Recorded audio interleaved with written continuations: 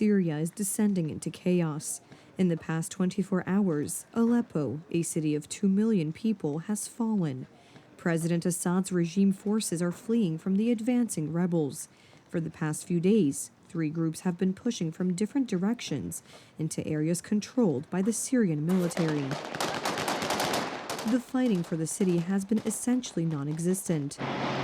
Aleppo has fallen almost entirely under rebel control.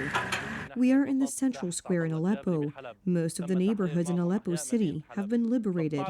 I have been displaced from Aleppo for 13 years. Damn you, Bashar al-Assad. The big offensive kicked off at the beginning of the week.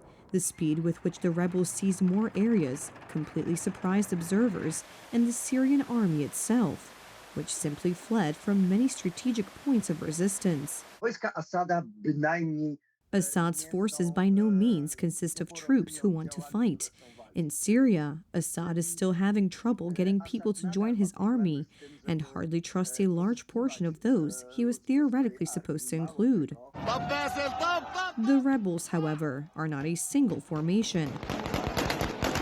They are 3 main groups: the Turkish-backed Syrian National Army, composed mainly of Kurds, the Syrian Democratic Forces, and finally, the largest HTS, that is the terrorist jihadist troops and survivors of the former Islamic State.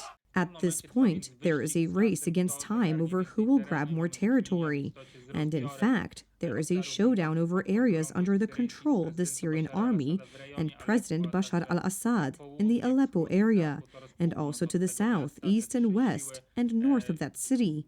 These 3 forces will come together over time, and soon it is likely that some of them will also start fighting one another. This is a very likely scenario, given the fact that the Syrian National Forces, the Syrian National Army controlled by the Turks, were created mainly to fight the Kurds. The fact is that the Syrian army is in complete disarray. Towns that were long defended strongholds during the civil war a decade ago today are falling within hours, and many battles are not being fought at all. The Assad regime has lost very important allies who have clearly supported it until now. First of all, Moscow, but also Iran and Hezbollah, who are unfortunately busy in southern Lebanon at the moment. It is known that President Assad was to fly to Moscow to ask for urgent intervention.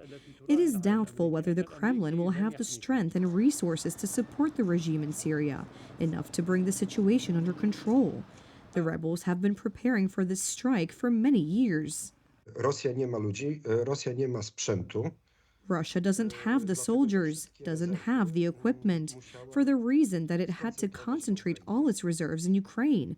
And even that isn't enough, given that it is seeking aid in equipment, ammunition, and soldiers from North Korea. In the wake of the jihadists' advances on the front, there is growing concern among civilians who remember the rule of the Islamic Caliphate during the reign of the so-called Islamic State. Hundreds of civilians are already fleeing many cities, which could trigger a new wave of migration to Europe.